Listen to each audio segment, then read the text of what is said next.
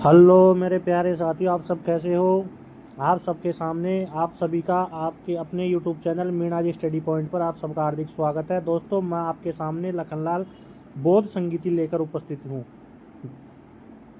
बौद्ध संगीति कितनी थी? 4 थी, और चारों की चारों बौद्ध संगीतों के बारे में आज अपन डिटेल से बात करेंगे। तो आगामी जो सभी एग्जाम है, रेलवे की हो चाहे एसएससी हो चाहे कुछ भी हो, आजकल इनके बारे में गहराइयों से पूछने लग गया है। ठीक है ना, इनका उद्देश्य वगैरह, कब से कब तक शासनकाल, सब कुछ पूछने लग गया। ठीक है दोस्तों, तो चलते हैं अपन अपनी पहली बौद्ध संगीति की तरफ। दोस्तों, पहली बौद्ध संगीति यानी प्रथम बौद्ध संगीति कहाँ हुई थी? राजगृह में हुई थी। प्रथम बौद्ध संगीति राजगृह हुई थी। सप्तपर्णी गुफा, जो सप्तपर्णी गुफा थी उसमें प्रथम बौद्ध संगीति हुई थी, और 483 ईसा पूर्व में हुई थी। कब हुई थी? 483 ईसा पूर्व में हुई थी। और महाकश्यप इसके क्या थे? अध्यक्ष थे। और अजात शत्रु जो कौन से शासक था? हर्यक वंश का शासक था। कौन से का? हर्यक वंश का शासक था। क्या था ये? हर्यक वंश का शासक था अजातशत्रु। और इसने उपदेश क्या दिया था कि बुद्ध के उपदेशों को 2 पिटकों विनय पिटक और सुट्ट पिटक में संकलित किया गया था।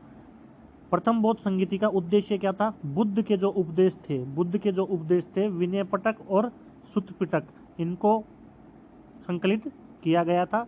प्रथम बौद्ध संगीति राजगृह में हुई थी। प्रथम बौद्ध संगीति कहाँ हुई थी? राजगृह में हुई थी। प्रथम बौद्ध संगीति राजगृह में हुई थी। अजातशत्रु इसके क्या थे? शासनकाल थे।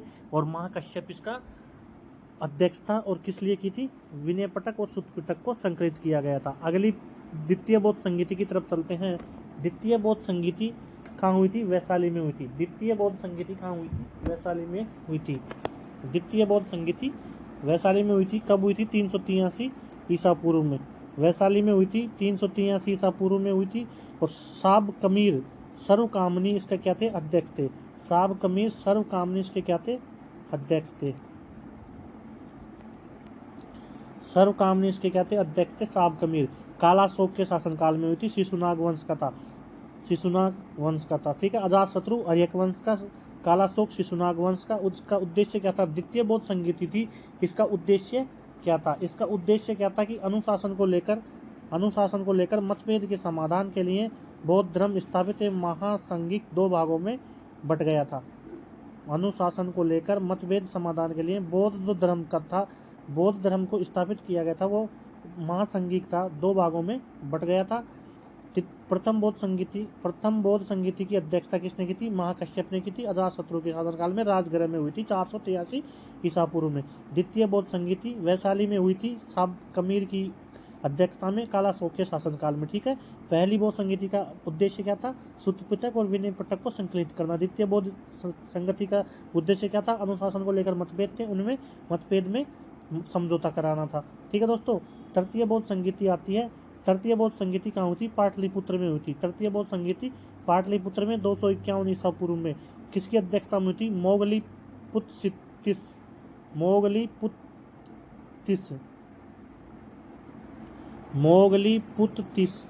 मोगलीपुत्तिस की अध्यक्षता में हुई थी। और इसका शासनकाल कौन था? अशोक था। अशोक कौन से शासनकाल से था? अशोक मौर्य वंश से था। अशोक किससे? मौर्य वंश से। अजातशत्रु हर्यक वंश से। ठीक है। कालाशोक शिशुनाग वंश से। और अशोक मौर्य वंश से।